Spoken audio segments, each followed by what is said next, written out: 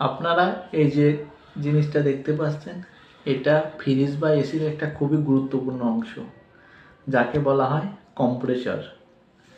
এই কম্প্রেসরকে বলা হয় একটা রেফ্রিজারেটর সিস্টেম বলেন, ফ্রিজ এসির বলেন, হার্ট বলা হয়।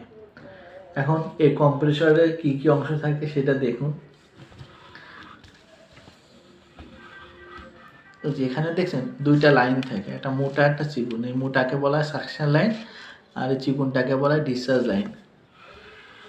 আর এই যে একটা লাইন থাকে এক পাশে, এটাকে বলা হয় চার্জিং লাইন।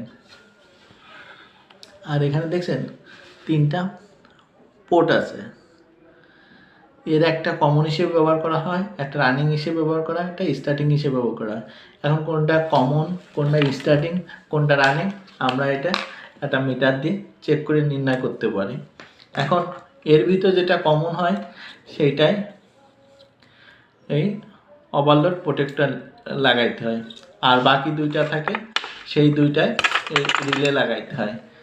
এই দুইটার মধ্যে একটা কারেন্ট কয়েল রিলে এটা, আর এটা পিটিসি রিলে।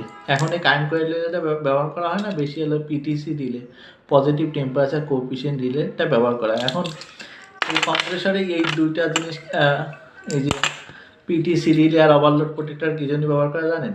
এই ওভারলোড প্রোটেক্টরের কাজ যাতে অত্যাধিক বিদ্যুৎ প্রবাহ এসে যাতে এই সিস্টেমটাকে নষ্ট করতে না পারে, সিস্টেমটা ঠিকমতো থাকে, অত্যাধিক বিদ্যুৎ প্রবাহ যাতে কোনো সমস্যা না হয়, সেই জন্যই ওভারলোড প্রোটেক্টরটা ব্যবহার করা হয় কমন পয়েন্টে। আর স্টার্টিং আর রানিং পয়েন্টে এই যে রিলেটা ব্যবহার করা হয়। এই রিলেটার কাজ কি? এই রিলেটা কম্প্রেসর মোটরকে চালু করতে সাহায্য করে। আর আমরা যদি এই যে কম্প্রেসরের ভিতরটা এই যে এটা খুলি, এর ভিতর পিস্টন, সিলিন্ডার, অনেক কিছু দেখতে পারবো।